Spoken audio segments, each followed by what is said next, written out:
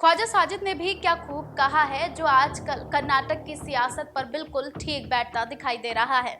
उन्होंने कहा है कि कल सियासत में भी मोहब्बत थी, अब मोहब्बत में भी सियासत है, लेकिन जंग दोनों तरफ लगातार जारी है। इन दिनों कर्नाटक में भी कुछ ऐसा ही हो रहा है, तो चलिए विस्तार से बताते हैं। नमस्कार, आप देख रहे हैं द लीडर हिंदी और मैं हूं आपके साथ स्वप्निल यादव।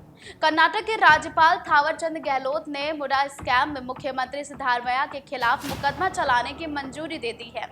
मुडा स्कैम में मुख्यमंत्री की पत्नी बीएम पार्वती मुख्य आरोपी बताई जा रही हैं। उन पर गलत तरीके से मैसूर में जमीन लेने का आरोप लगा है। कर्नाटक की राजनीति में ये मुद्दा पिछले 1 महीने से उठ रहा है और राज्यपाल से सिद्धारमैया के खिलाफ मुकदमे की मंजूरी मिलने के बाद कर्नाटक की सियासी सरगर्मी और बढ़ सकती है, क्योंकि अब तक देश में जब जब किसी घोटाले के आरोप में लेकर मुख्यमंत्री के खिलाफ राज्यपाल ने केस चलाने की अनुमति दी है, तब तब मुख्यमंत्री गिरफ्तार हुए हैं और ये सिलसिला लगातार चला आ रहा है।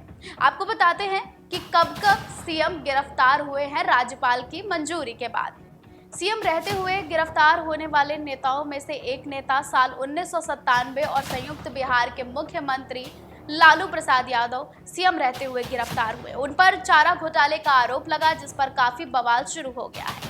आपको बता दें कि इसके खिलाफ विपक्ष ने मोर्चाबंदी शुरू की थी। मामला हाईकोर्ट पहुंचा और सीबीआई की मांग शुरू हुई। बवाल बढ़ता देख राज्यपाल AR खिदवई ने लालू प्रसाद यादव के खिलाफ मुकदमा दर्ज करने की परमिशन दे दी। सीबीआई ने इसके बाद इस मामले की जांच शुरू की। जांच के कुछ ही दिन बीतने के बाद सीबीआई ने इस मामले में मुख्यमंत्री लालू प्रसाद यादव को गिरफ्तार कर लिया। गिरफ्तार होने के बाद लालू ने अपनी जगह पर पत्नी राबड़ी देवी को मुख्यमंत्री की कुर्सी सौंप दी। चारा घोटाले मामले में निचली अदालत से लालू यादव दोषी करार दिए जा चुके थे और वर्तमान में वे इस मामले में स्वास्थ्य के आधार पर जमानत पर चल रहे हैं।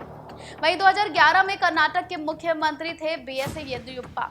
उसी वक्त संतोष हेगड़े की नेतृत्व वाली लोकायुक्त ने कर्नाटक के मुख्यमंत्री BS येदियुरप्पा के खिलाफ भ्रष्टाचार के आरोप लगाए।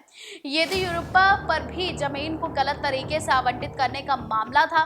उस वक्त कर्नाटक के राज्यपाल हंसराज भारद्वाज ने बताया कि येदियुरप्पा के खिलाफ मुकदमा चलाने की मंजूरी दे दी गई थी। हंसराज के इस फैसले की काफी आलोचना भी हुई थी। लोकायुक्त कोर्ट ने इसके बाद येदियुरप्पा के खिलाफ गिरफ्तारी का वारंट निकाला और अक्टूबर 2011 में येदियुरप्पा की गिरफ्तारी भी हुई। गिरफ्तार होने के बाद येदियुरप्पा ने मुख्यमंत्री की कुर्सी छोड़ दी। इस मामले में वे 23 दिनों तक जेल में रहे। बाद में सीबीआई ने इस मामले को टैकल कर दिया और येदियुरप्पा के खिलाफ जांच शुरू की। उसके बाद 2022 में दिल्ली के उपराज्यपाल विनय कुमार सक्सेना ने केजरीवाल सरकार के शराब पॉलिसी की जांच सीबीआई को सौंप दी। इस केस में शुरुआत में सीबीआई ने पूर्व डिप्टी सीएम मनीष सिसोदिया से पूछताछ की। अक्टूबर 2022 में सीबीआई ने ईडी के साथ मिलकर सिसोदिया को गिरफ्तार कर लिया। सिसोदिया के खिलाफ इस मामले की जांच चल रही थी कि ईडी ने मुख्यमंत्री अरविंद केजरीवाल को आरोपी बना दिया और मार्च 2024 में लंबी पूछताछ के बाद ईडी ने केजरीवाल को भी गिरफ्तार कर लिया। इस केस में वर्तमान में सिसोदिया जमानत पर बाहर चल रहे हैं, जबकि केजरीवाल अभी भी जेल में बंद हैं। इसके बाद फिर एक मामला आया झारखंड में। 2006 में निर्दलीय विधायक मधु कोड़ा कांग्रेस और झारखंड मुक्ति मोर्चा के समर्थन में मुख्यमंत्री बने। 2 साल तक कोड़ा की सरकार ठीक ठाक चली, लेकिन इसी बीच उन पर खनन घोटाले का आरोप लगा। आरोप था कि कोयला खदान में आवंटन के कोड़ा की टीम ने करीब 400 करोड़ रुपए कमाए हैं। केंद्र में कांग्रेस की सरकार थी और शुरुआत में मामले में लीपापोती की कोशिश की गई, लेकिन धीरे धीरे कोड़ा का मुद्दा झारखंड में तूल पकड़ने लगा। राजनीतिक नुकसान को देखते हुए शिबू सोरेन ने कोड़ा सरकार को समर्थन वापस लेने के लिए कहा। कोड़ा के खिलाफ तत्कालीन राज्यपाल सुवेंदु रिजवी ने सीबीआई के लिए जांच पत्र लिखा। सीबीआई जब इसकी जांच पड़ताल शुरू की तो उसे मनी लॉन्ड्रिंग के भी सबूत मिले। 2009 में कोड़ा मामले में सीबीआई और ईडी दोनों ने मिलकर जांच शुरू की। जांच के दौरान सीबीआई ने कोड़ा को गिरफ्तार कर लिया।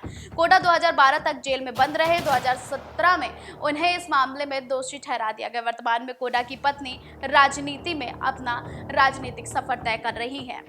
तो वहीं तमिलनाडु में भी 1995 में जयललिता की सरकार थी। उसी वक्त उन पर तांसी जमीन घोटाले का आरोप लगा। आरोप में जयललिता को बैकफुट ला दिया गया और एक तरफ उनके खिलाफ विपक्ष सड़क पर थी तो दूसरी तरफ वरिष्ठ वकील सुब्रमण्यम स्वामी उन्हें कानूनी तौर पर घेर रहे थे। स्वामी ने इस केस की जांच की मंजूरी के लिए तमिलनाडु के तत्कालीन राज्यपाल ए चन्ना रेड्डी को पत्र लिखा। राज्यपाल ने तुरंत ही इस मामले को केस के जांच की मंजूरी दे दी। जयललिता इस केस में गिरफ्तार तो नहीं हुई, लेकिन 1996 में उनकी सरकार चली गई। सरकार जाते ही उन पर आय से लेकर अधिक संपत्ति का केस शुरू हो गया। जयललिता को इस केस में जेल भी जाना पड़ा। राज्यपाल की तरफ से जारी केस की मंजूरी पत्र में कहा गया है कि राज्यपाल प्रथम भ्रष्टाचार संतुष्ट है कि ये केस मुख्यमंत्री के खिलाफ बनता है। राज्यपाल ने 2004 में मध्य प्रदेश को लेकर दिए गए सुप्रीम कोर्ट के एक आदेश का हवाला भी दिया है, जिसमें राज्यपाल इस तरह की केस की मंजूरी दे सकते हैं। राज्यपाल के इस परमिशन के बाद अब सिद्धारमैया के खिलाफ कोर्ट समन जारी कर सकता है और जांच एजेंसी केस दाखिल कर जांच शुरू भी कर सकती है। हाल ही में कर्नाटक के डिप्टी सीएम ने प्रेस कॉन्फ्रेंस कर कहा था कि सिद्धारमैया के खिलाफ साजिश भी हो रही है। उन्होंने आशंका जताई थी कि सिद्धारमैया को जेल जाकर सरकार गिराने की साजिश हो रही है। वहीं अब पूरे मामले में सिद्धारमैया कानूनी सलाह ले रहे हैं। फिलहाल कर्नाटक के सीएम सिद्धारमैया के खिलाफ क्या कुछ जांच होती है, राज्यपाल के निर्देश के बाद जांच एजेंसियां किस तरह से जांच करती हैं, क्या उन्हें जेल होगी, वो जेल जाएंगे, इन सभी सवालों का जवाब तो हमें वक्त पर ही मिलेगा। फिलहाल आपके लिए ऐसी अपडेट्स लेकर हम आते रहेंगे। तो अब वक्त हो गया आपसे इजाजत लेने का, तो हमें दीजिए इजाजत और आप देखते रहें द लीडर हिंदी।